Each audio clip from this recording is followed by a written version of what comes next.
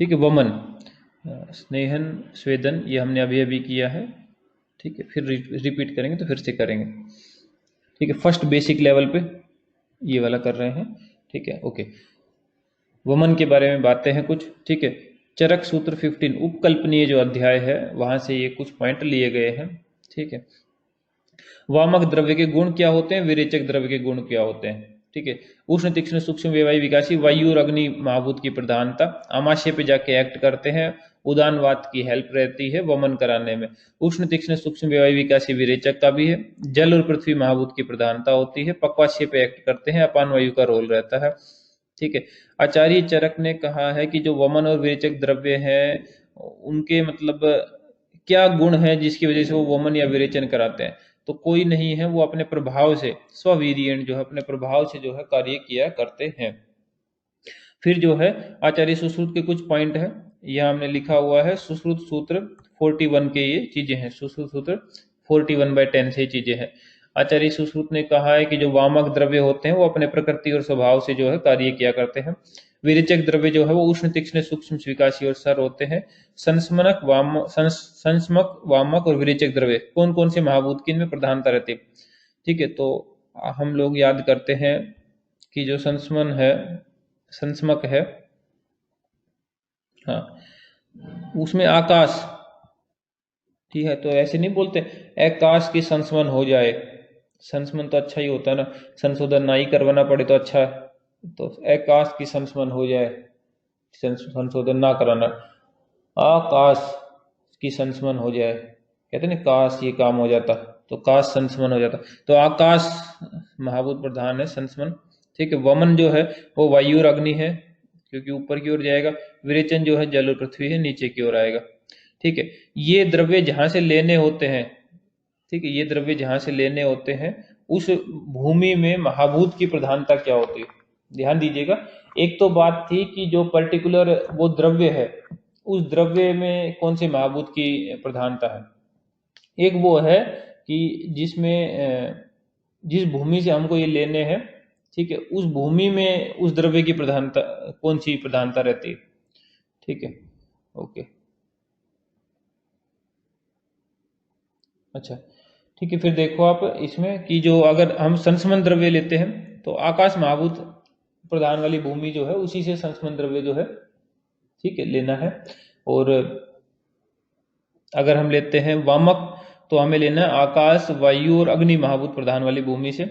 अगर जो अपने को लेना है विरेचक तो अपने को लेना है जल और पृथ्वी महाभूत वाली प्रधान वाली भूमि से विरेचक द्रव्य अगर अपने को लेना है तो।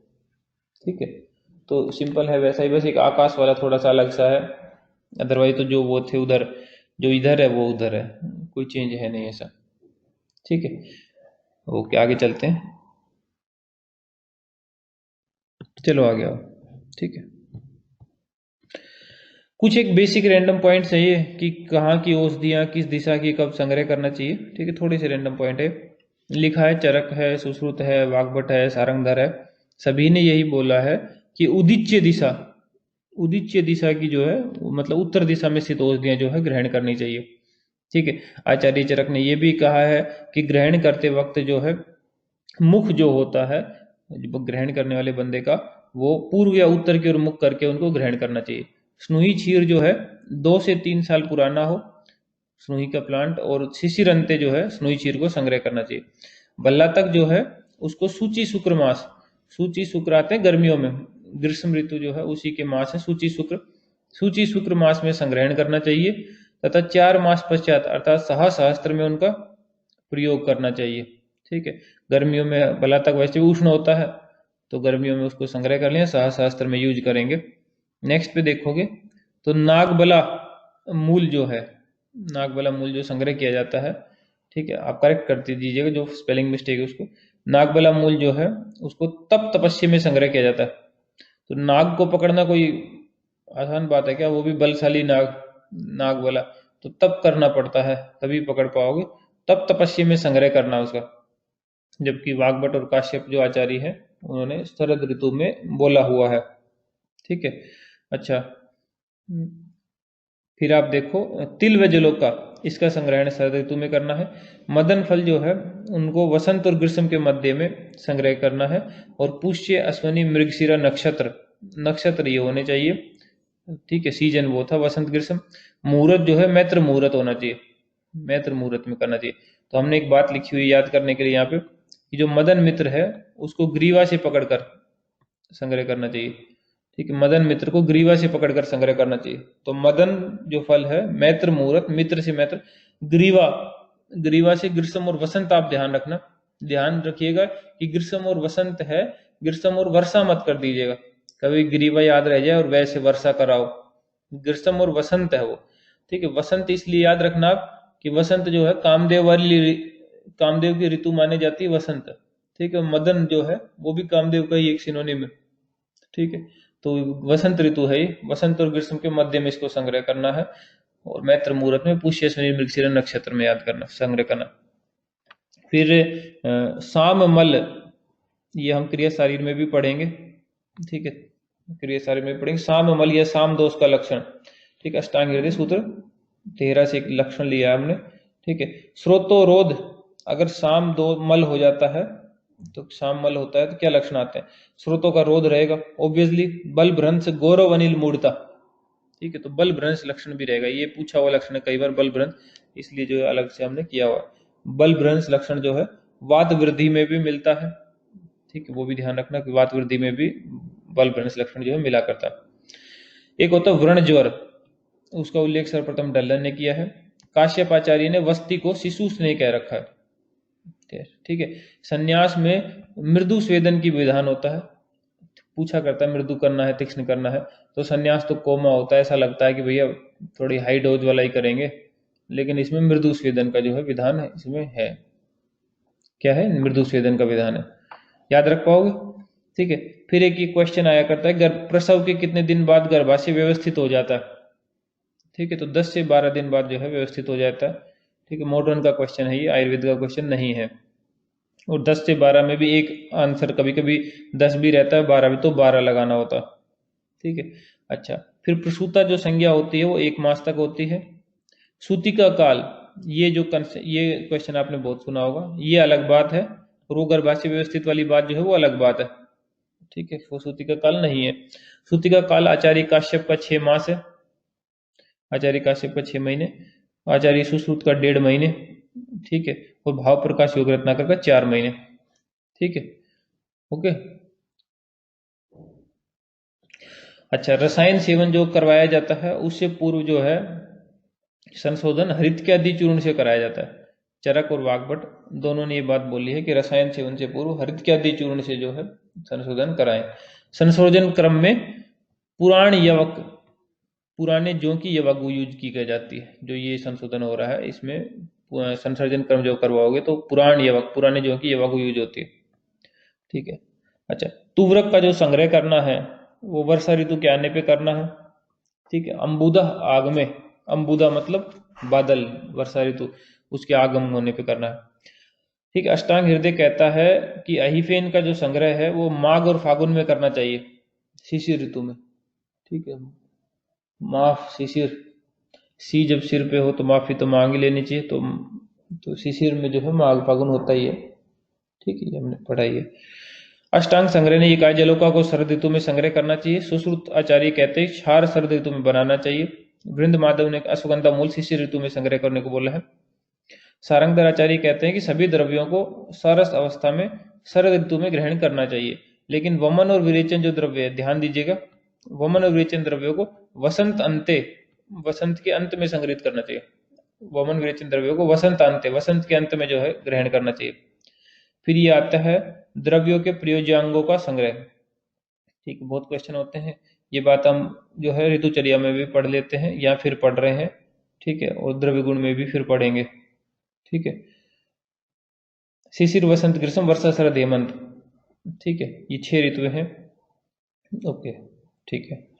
फिर चरक की और राजनिघंटु की, इन दोनों की तो शिशिर, वसंत, ग्रीष्म, वर्षा, शरद, हेमंत यही चलती है, लेकिन जो सुश्रुत आचार्य की है यहाँ पे, ठीक है, उनकी ये ऋतु नहीं है।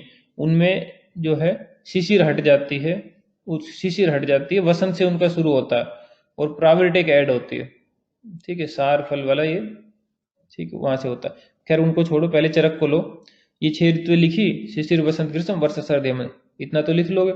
लिखने के बाद मूल शाखा पत्र, मूल शाखा पत्र, मूल शाखा पत्र, फिर मूल, फिर शाखा पत्र।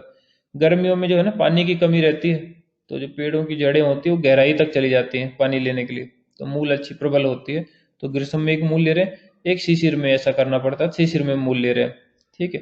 पत्ते वगैरह जो होते हैं ना, शाखाएं पत्ते, ये वसंत ऋतु में एक तो नई नई कोपले फूटती है, एक वर्षा ऋतु में ये थोड़ा अच्छा ग्रोथ रहती है, तो वर्षा में और वसंत में उस पत्ते और शाखा ली गई है। वसंत शरद में जो है, शरद में जो है त्वक कंद और क्षीर है, हेमंत में जो है सार का ग्रहण किया गया, और पुष्प और फल जो है आचार्य चरक ने यथा ऋतु लेने को कहा गया है, ठीक है। राज निघंटु पे आए। राज निघंटु कहता है, एक लाइन हमने लिख रखी है नीचे यहाँ पे, ठीक है। राज निघंटु की बात है कि मुपु पत्र नहीं पंचकंद ग्रहण करें, ठीक है, मुपु पत्र नहीं पंचकंद ग्रहण करें। तो मुपु पत्र नहीं माने नहीं, जीरो, पंचकंद से पंचांग और कंद, बस ये सीक्वेंस में ऐड करने आपको।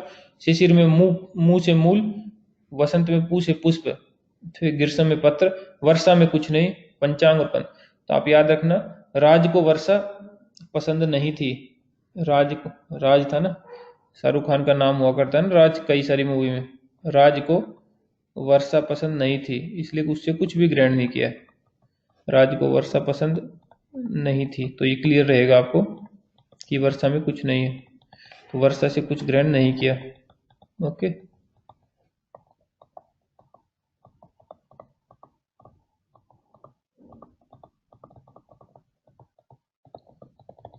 राज को वर्षा पसंद थी तो वर्षा से कुछ ग्रहण नहीं किया है।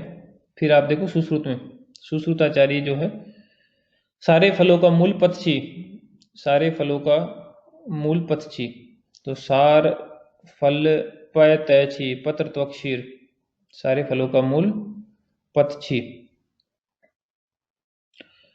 इनका वसंत से शुरू है, तो ये बात आपको ध्यान रखना पड़ेगी आपको कि वसंत ऋतु से इनका शुरू होता है, शिशिर से नहीं होता, शिशिर इनफैक्ट उसमें है ही नहीं, ठीक है। शिशिर तो वसंत में सार, ग्रीष्म में फल, ग्रीष्म और वर्षा के बीच में प्राविट ऋतु और ऐड होगी और वहां से मूल लेंगे, फिर पत्र त्वक्षीर। तो ये लाइन आपको याद रखनी है, सारे फलों का मूल पतछी, सारे फलों का मूल पतछी, ये बात याद रखनी है। और बस स्टार्टिंग जो है वो वसंत ऋतु से करनी है, बस वो फिर सीक्वेंस अपने आप मिलता चला जाएगा, पूरे हो जाएंगे, ठीक है। हालांकि ये जो मत हमने लिखा है, ये आचार्य सुश्रुत का बुक में आया है, उनकी बुक में ये बात आई है, लेकिन वो किसी और के मत से आई है। उन्होंने वो कहा कि कुछ लोग ऐसा कहते हैं कि ऐसा करना चाहिए, वो खुद इस बात को नहीं मानते। सुश्रुत क्या कहता है, तत्तु ना सम्यक, ये बात ठीक नहीं है। सौम्य औषधियां जो है उनको सौम्य ऋतु में सौम्य भूमि से, आग्नेय औषधियों को आग्नेय ऋतु में आग्नेय भूमि से ग्रहण करना चाहिए। उनका खुद का मत बस इतना है, वो उन्होंने एक ही मत से लिखा है, सारे फलों का मूल पतछी, सार फल मूल पय तय छी पत्र त्वक्षीर, वसंत से शुरू करना, ठीक है। वसंत है, ग्रीष्म है, प्रावृट है, वर्षा है, शरद है, हेमंत है, ऐसे करके लेके आना। अच्छा, सभी फल जो है वो पके हो तो ही लेने चाहिए, एक्सेप्ट बिल, वो कच्चा लिया जाता है। सभी शाक जो है हरे लेने चाहिए, एक्सेप्ट मूली, मूली जो है वो हरी लेने की जरूरत है नहीं, हरित अवस्था में, ये दरित लिखा था, हरित कर लीजिए इसको, सभी जो है हरित अवस्था में लेने, ठीक है। अच्छा आगे देखो, नेक्स्ट पे कुछ बातें हैं कि बिल्व द्राक्षा हरितकी के फल जो है शुष्क अवस्था में ग्रहण करने चाहिए, तथा बिल्व का फल जो है वो कच्चा ग्रहण करना चाहिए, ठीक है। बिल्व है, द्राक्षा है, हरितकी है, सूखे फल लेने चाहिए, ठीक है। और बिल्व जो है उसका तो कच्चा ही फल लिया जाता है, कच्चे को ही सुखा के ग्रहण करना है। सभी द्रव्य नवीन ग्रहण करे, नवीन मतलब ताजे हों, फ्रेश चीज आई है वो लेनी चाहिए, एक्सेप्ट मधु घृत गुड़ पीपली विडंग, ठीक है। मधु घृत गुड़ पीपली और विडंग, इसमें जो है सारंगधर आचार्य धान्य भी ऐड कर देते हैं, तो ये टोटल 6 बन जाते हैं, ये पूरे के पूरे 6 बन जाएंगे, मधु घृत गुड़ पीपली विडंग धान्य। हम याद रखने के लिए आगम प्लस पीविधा, फोटो लेना अगर लिखना पाओ तो आगम प्लस पीविधा, ये याद रखते हैं। आ गए में प्लस पीविधा, ये जो है पुराने लेने हैं। आ मतलब आज्य, आज्य मतलब घृत, गा मतलब गुड़, माँ मतलब मधु, ठीक है। ये मधुर तरह बनता है तीनों मिलके। प्लस में पीविदा, पीपली, विडंग और धान्य, ये पुराने लेने होते हैं। आचार्य सारंगधर ने रक्त चंदन और श्वेत चंदन इनके यूज बताए हैं। रक्त चंदन में आप याद रखना रेड लेक, क्या याद रखोगे? रेड लेक, ठीक है, रेड लेक।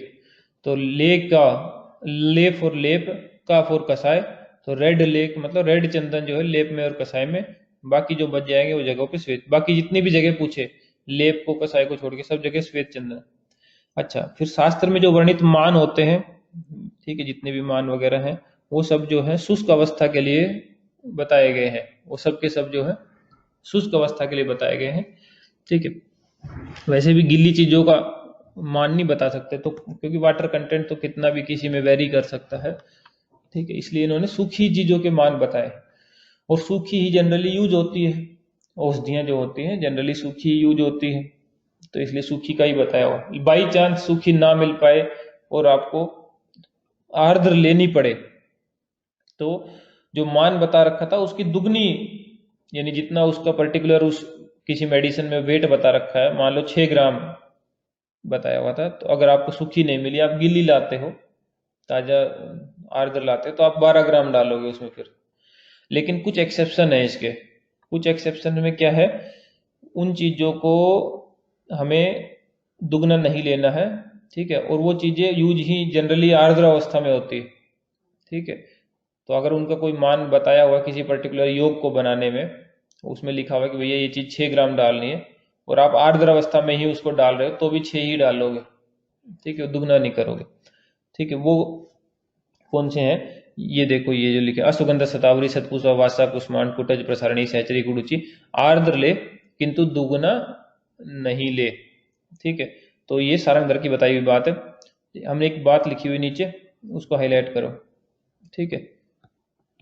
सारंगधर ने गुक्कू वाक्कू जैसे सत सत अश्व सहचरी के प्रसार में लगाए, 100 घोड़े लगा दिए सहचरी के प्रसार करने में, बट फिर भी दुगना दाम नहीं लिया, बट फिर भी दुगना दाम नहीं लिया। 100 घोड़े लगाए तब तो ज़्यादा लेने चाहिए थे, फिर भी दुगना दाम नहीं लिया, तो इनमें दुगना नहीं ये लिया जाता, ठीक है, इनमें जो है दुगना मान नहीं लेते, ठीक है, ठीक है, दुगना दाम नहीं लिया। दाम को मान भी कह देते हैं कि भैया फला आदमी ने उसको इतना सम्मान दिया है, 51,000 रुपये का। इधर हमारे इधर रागणियाँ नहीं हुआ करती, रागणी में बोलते हैं, ठीक है, राजवीर सिंह की तरफ से 51,000 रुपये का सम्मान, ठीक है, तो फिर भी दुगना सम्मान नहीं लिया है उसने, दुगना मान नहीं लिया है, जबकि 100 सत अश्व लगाए। गुकू वाकू, ऊपर जो नाम लिखे हैं इतना तो कर ही लोगे, गुकू गुड़ुची कुटज, वाकू वासा कुष्मांड, सत सत सतपुष्पा शतावरी, अश्व से अश्वगंधा, सहचरी से सहचरी, प्रसार से प्रसारिणी, ठीक है। भेषजागार का जो उल्लेख है, ठीक है, भेषजागार का उल्लेख जो है चरक कल्प वन में आया हुआ है, भेषजागार का उल्लेख जो है चरक कल्प वन में आया हुआ है।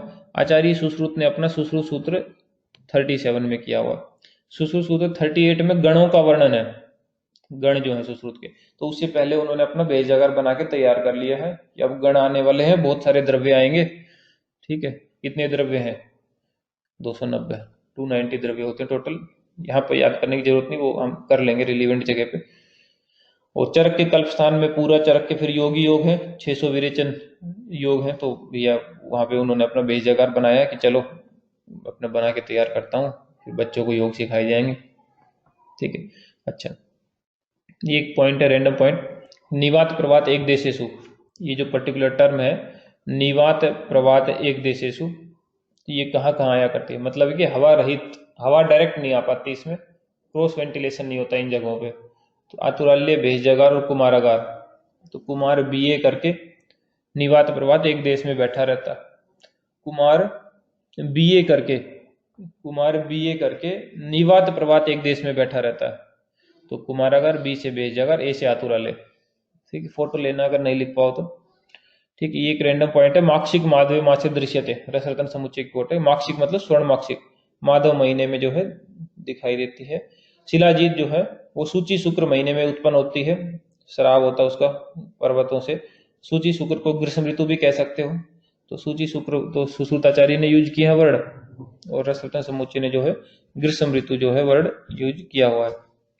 फिर नीचे देखो, सुश्रुताचार्य ने छर्दी रोग में उदान और व्यान वायु का रोल बताया है। योग रत्नाकर ने कर्ण पूर्ण को पंचकर्म में रखा है और वहां से वस्ती को हटा दिया है। निष्ठीवन चिकित्सा जो है सन्निपात ज्वर में भी यूज होती है, कफज ग्रहणी में भी यूज होती है। ठीक है।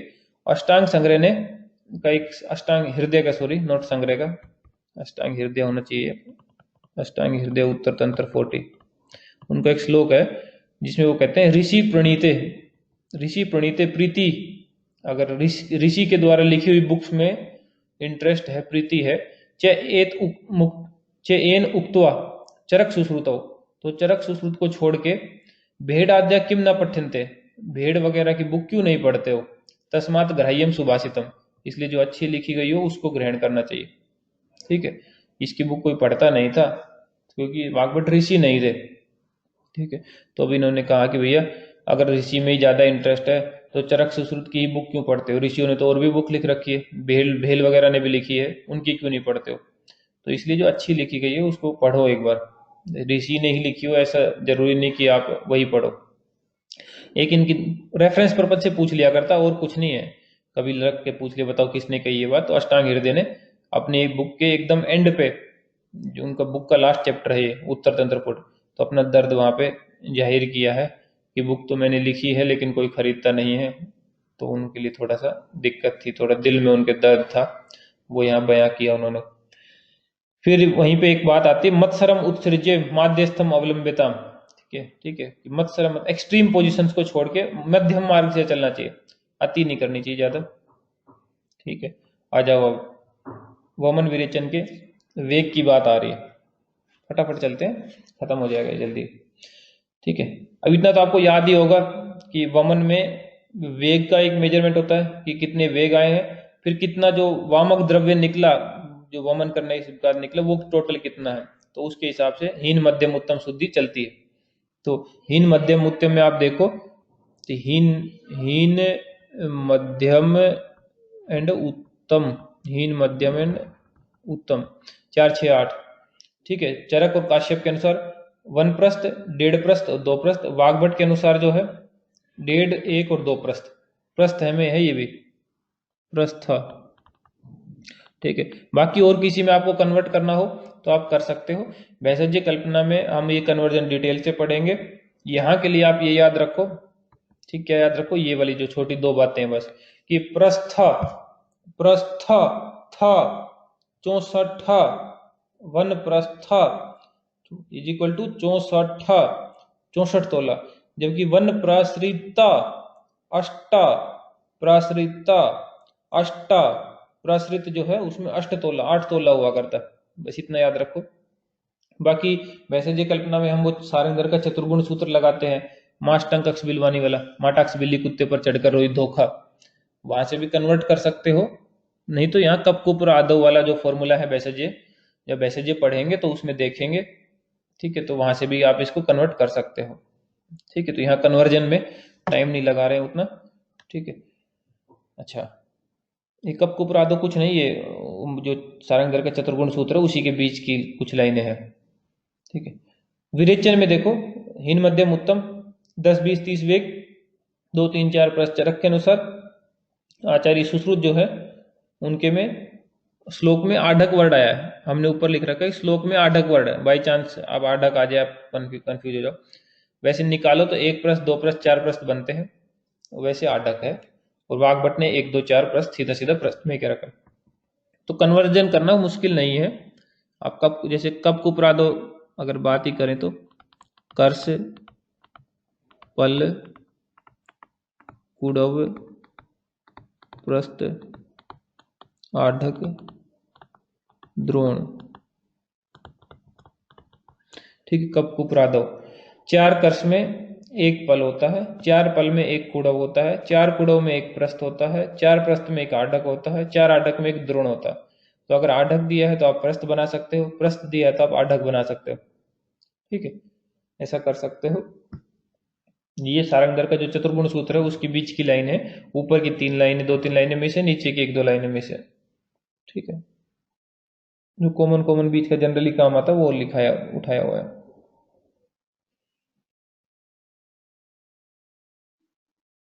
ठीक है। माष्टंक अक्ष बिलवानी, जेब में टके हो तो निशंक हो के धारण, निशंक धरण टंक ये सब पर्याय हैं।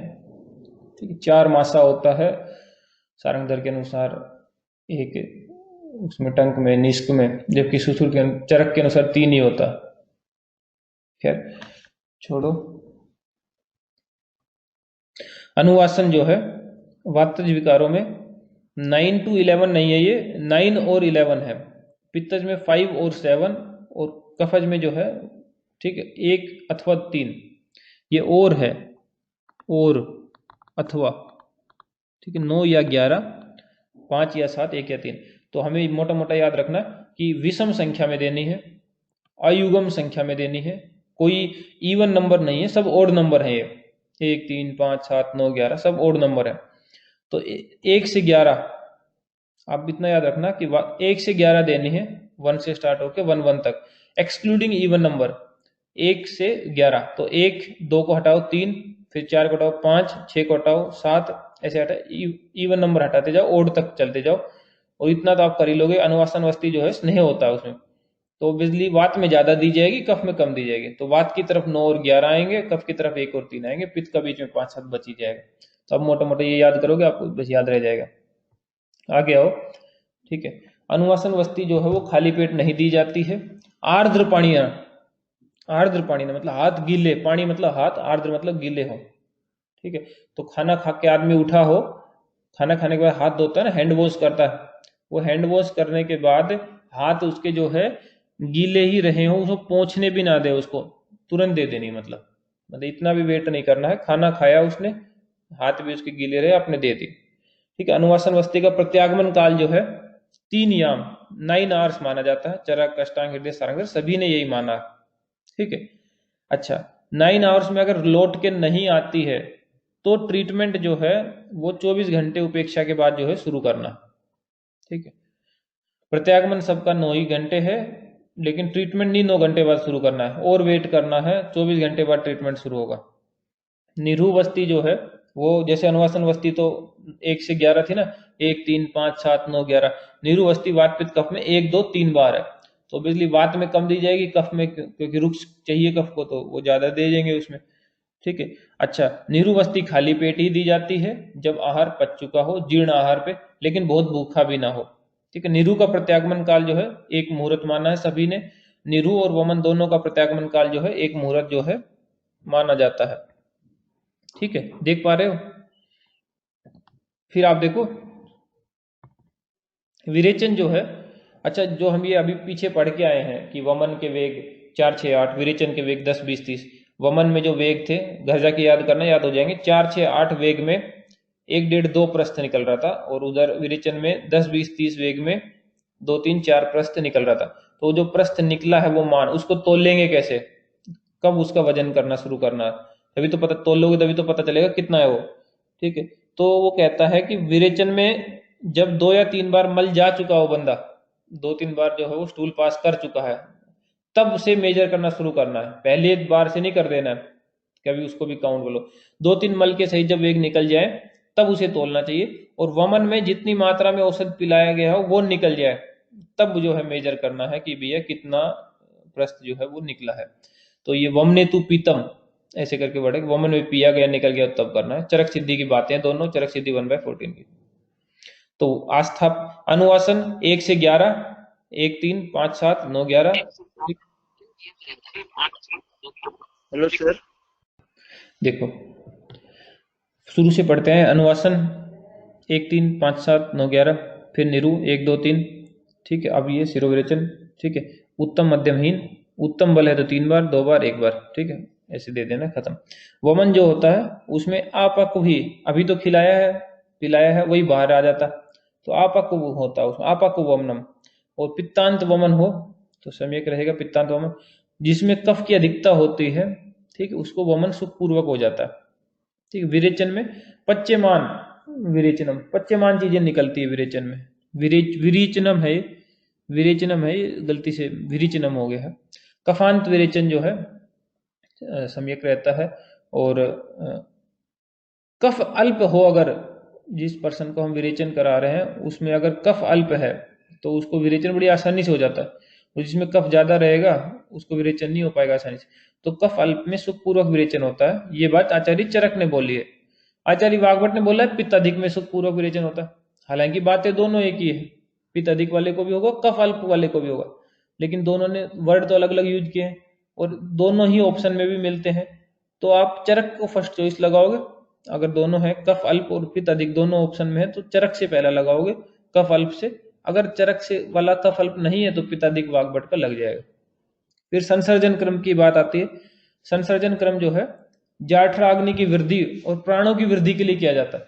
संसर्जन क्रम जो है जठराग्नि की वृद्धि और प्राणों की वृद्धि के लिए किया जाता है। ओके, क्यों करते हैं? ताकि अग्नि की वृद्धि हो, प्राणों की। और प्राण से मतलब यहाँ पे बल है। प्राण का मतलब क्या है? बल। टीका है ये कि प्राण का मतलब क्या है, तो प्राण का मतलब यहाँ पे बल है। अच्छा, संसर्जन क्रम फिर देखते हैं कि कितने अंकाल है, कितने दिन चलेगा, ये सब चीजें।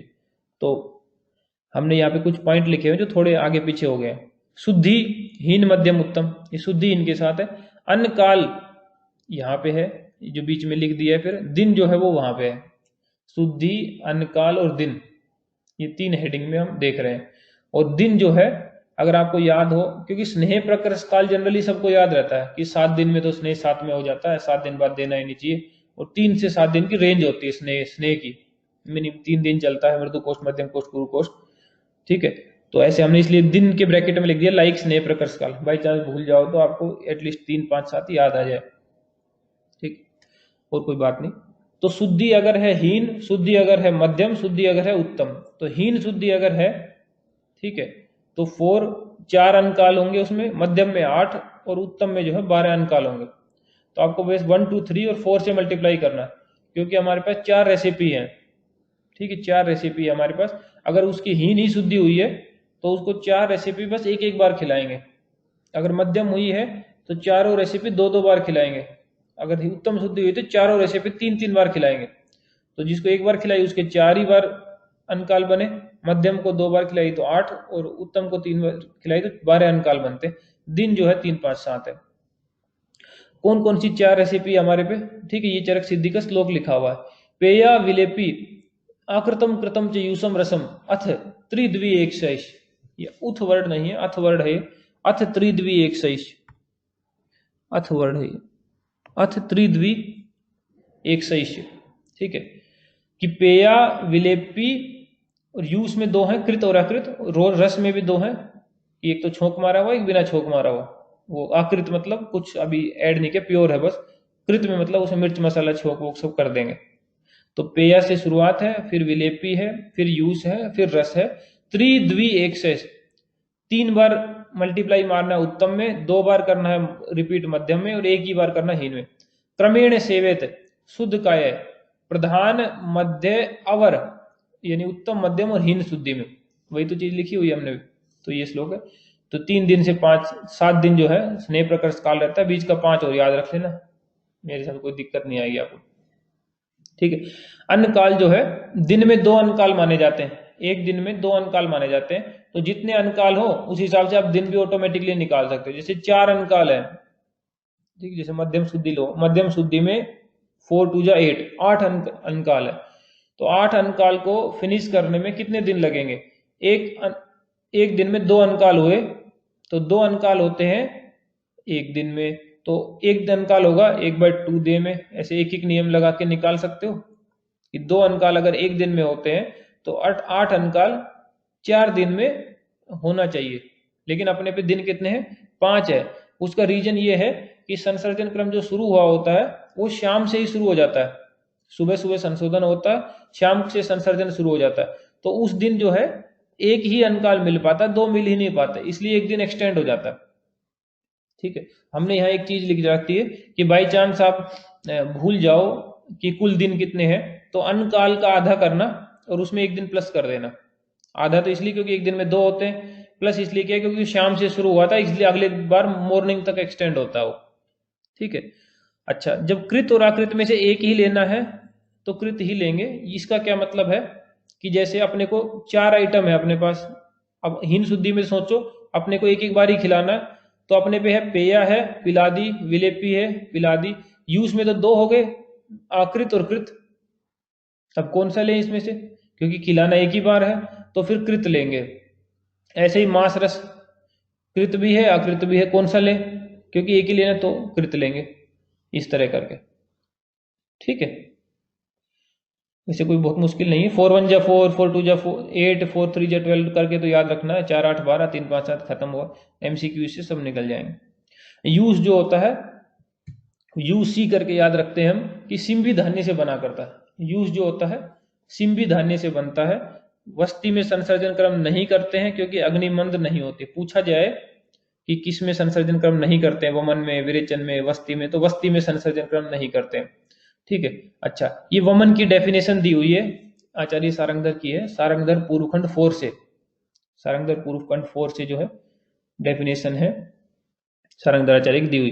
अपक्वम पित्त श्लेष्माणम बलाद ऊर्ध्वम नयेत्तु वमनम तद विगेयम मदनस्य फलम यथा। ठीक है, कि अपक्व अवस्था में ही पित्त कफ को जो बलपूर्वक बाहर निकालता है उसको जो है वमन कहते हैं, प्रोसेस को। जैसे कि मदन का फल जो है, मदन फल इसका एग्जाम्पल है। 1 मिनट रुको।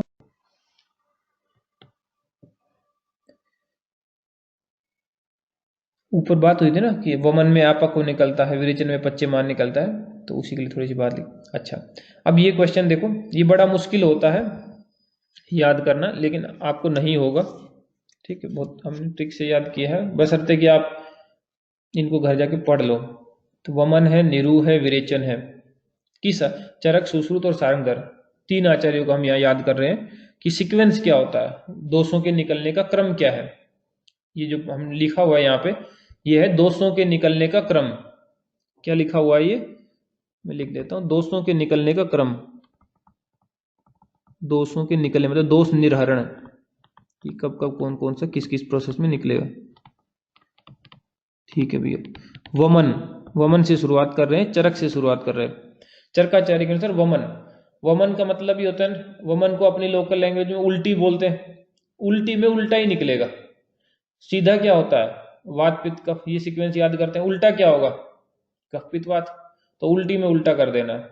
निरु में, निरु में जो है निरु अस्थि दी है, तो स्टार्टिंग में तो मल, विड, ठीक है, विड शुरू में, तो बाकी फिर वमन वाला सीक्वेंस जो है इसमें लगा देना है। ठीक है, वमन वाला, विड वमन। ठीक है, तो निरु जो है, निरु एक्चुअल में है क्या, विड का वमन समझो आप उसको। ठीक है, नीचे के रास्ते से, तो विड ऐड करना एक, और बाकी वमन वाला। वमन में क्या था, कफ पित्त वात, वाती को श्लोका में लिखा गया अनिल, अनिल वर्ड आता है वहां पे, और मूत्र लास्ट में है ये। विड, फिर कफ पित्त वात या अनिल, मूत्र कर्षि, ये सीक्वेंस है। विरेचन जो है, विरेचन में क्या सीक्वेंस है, ठीक है, विरेचन में जो है, ठीक है। अच्छा, आप बाई चांस भूल जाओ तो ये भी याद रख सकते हो कि चरक की नीरू, चरक की नीरू जो है विड वमन कर मूत्र करती है, विड वमन कर मूत्र करती है, मूत्र त्यागती है, जो ठीक लगे वर्ण। ठीक है, तो विड, विड के बाद वमन वाला सीक्वेंस यानी उल्टा सीक्वेंस, कफ पित्त और फिर मूत्र। विरेचन में देखो, विड निकलेगा पहले, आप करेक्ट कर लीजिएगा थोड़ा, अगर वो है तो करेक्ट कर लीजिएगा, पित्त कफ वात है। तो विरेचन में पित्त, विड प्लस में पित्त प्लस में कफ प्लस में वात। अच्छा, कोई मुश्किल नहीं है। तो वैसे भी कफांत विरेचन होता, विरेचन होता ही तो कफ आया हुआ। अच्छा, एक बात का ध्यान रखना, वात जो है ना, वात, ये कहीं पे भी हो, ये हमेशा अंत में ही आता है।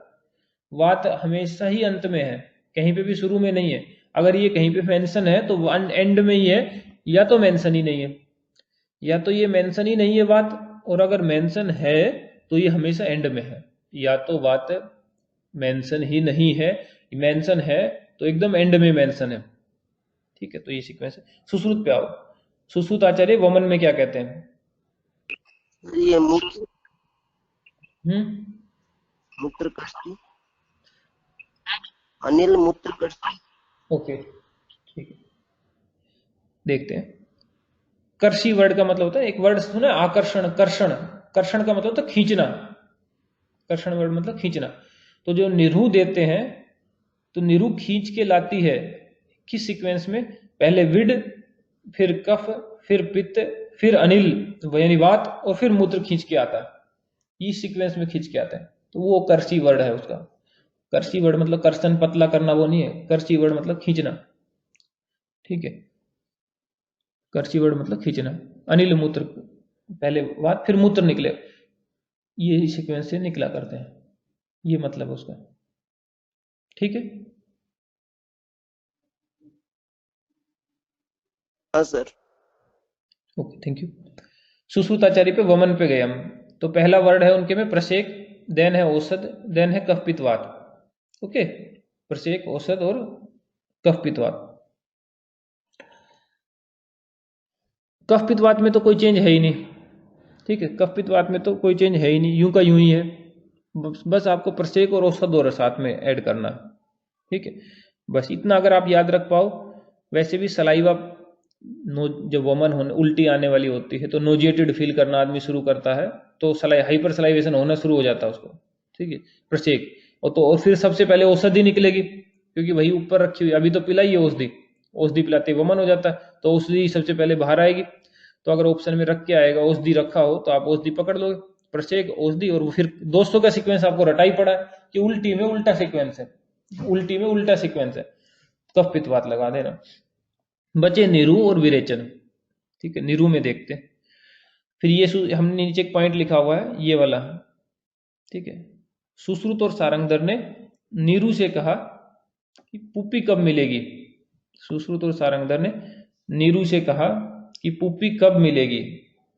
तो सुश्रुत में और सारंगधर में दोनों में जो निरु का सीक्वेंस है, निरु, निरुवस्ती में, ठीक है, निरु के सीक्वेंस क्या है इसमें, पू पी, पू से पुरीज, पी से पित्त, कब, कफ और वात, ये सीक्वेंस है, पुरीस, पित्त, कफ और वात, ठीक है, पुरीस, पित्त, कफ और वात, ये सीक्वेंस है, ओके, ठीक है।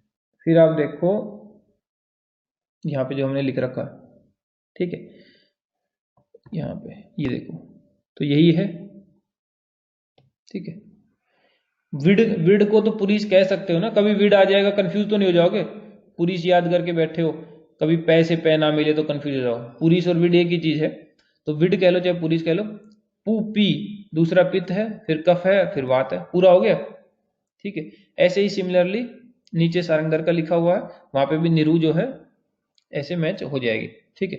खैर अभी सुश्रुत का विरेचन देखो, सुश्रुत के विरेचन में देखो, सुश्रुत का मूवी में विरेचन, ठीक है, सुश्रुत जो है, सुश्रुत को मूवी मूवी देखने के तो मूवी में विरेचन हो जाता है उसको, पोक से, पीओ के, पोक से जो है उसको विरेचन हो जाता है, तो मूवी, मूत्र और विड, ठीक है, और पीओ के, पित्त, औषध और कफ, ये इसका सीक्वेंस है।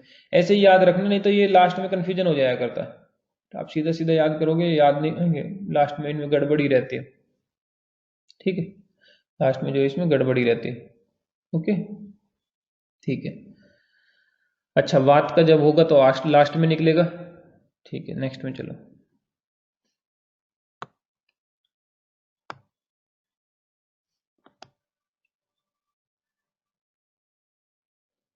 चरक का वमन हो गया, निरु हो गया, विरेचन हो गया, ठीक है, इसको कट। सारंगधर, सारंगधर के भी तीनों ले रहे हम, वमन, विरेचन और निरु। सारंगधर का बाप वात वमन करता है, तो सारंगधर का वमन ऐसे करना, सारंगधर का बाप, बी ए पी, बाप, वात वमन करता है, लिखा ही हुआ ऊपर। तो देखो सारंगधर के वमन में बाप, बी ए पी, बलास, औषध और पित्त, और साथ में वात, बलास, औषध, पित्त और वात, ठीक है। विरेचन में, ठीक है, सुश्रुत जैसा है, सुश्रुत जैसा ही है, बस मूत्र को रिमूव कर देना, ठीक है, तो मूत्र को हटा देना, बस मूत्र को रिमूव करना, मूत्र रिमूव, सुश्रुत में से मूत्र रिमूव कर देना, बाकी वो सुश्रुत जैसा ही है। मल, पित्त, औषध का, सुश्रुत का था मूवी में पोक, सुश्रुत का विरेचन कैसे हुआ था, उसकी मूवी में पोक चल गई थी, मूवी पोक, मूवी पीओके, तो मुंह मूत्र हटा देना, बाकी वही वी से जो है विड, पी से पित्त, ओ से औसत और के से कफ, यूं का यूं है। निरु, निरु में ये तो गलती से लिखा गया, ये कट करना, ठीक है। सुश्रुत जैसा ही है, तो हमने याद ही किया था कि सुश्रुत सारंगधर ने नीरू को कहा कि पुपी कब मिलेगी, पुपी कै बै, पुरीस पित्त कफ और वात, इसे में वात जब भी आता है, या तो वात आएगा ही नहीं, आता है तो एंड में आता है, किसी में भी देखना आप एंड में मिलेगा आपको, ठीक है। ये वमन और विरेचन के व्यापद है। विरेचन जो है कफ अल्प अगर होता है तो विरेचन सुखपूर्वक होता है, ये बात जो पीछे भी पढ़ के आए कि ये बात चरक ने कही है। पित्त अधिक हो तो विरेचन सुखपूर्वक होता है, ये बात वाग्भट ने कही। ऑप्शन में आएगा तो चरक की फर्स्ट चॉइस लगती है, वाग्भट की सेकंड चॉइस लगती है, बातें दोनों ही ठीक है। वमन और विरेचन के व्यापद अगर आप देखो, ठीक है, तो चरक के 10, सुश्रुत के 15, वाग्भट के 12। अनुवासन के व्यापद देखो तो 6, 9, 8 है। निरु के व्यापद देखो तो 12 है, 9 है, 12 है, ठीक है। अब हम इसमें मात्रा वगैरह पे चले जाएंगे, ठीक है। तो मात्रा एक बार आप देख के आना, ठीक है। निरुवस्ती की उत्तम मात्रा 24 पल या 12 प्रसृत या 96 तोला। तो ये तो कन्वर्ज ही करना है, कन्वर्ट तो कर ही लोगे। पै और ले पल होता है, पै का जो पै है वो 4 और तोला, ले का जो पल का ले है वो तोला। तो पल अपने आप ही बता रहा है कि उसमें 4 तोला होते हैं। प्रसृता वो अपने आप ही बता रहा है कि उसमें 8 तोला होते हैं, ठीक है। तो कन्वर्ट करके पल से, तो जो भी वर्ड याद करो आप एक दूसरे में घूम जाएंगे, ठीक है। ये डोज लिखी हुई है, इनको आप याद कर लेना, ठीक है। फिर ये कुछ एक पॉइंट है, ठीक है, यहाँ हम जो है देखेंगे।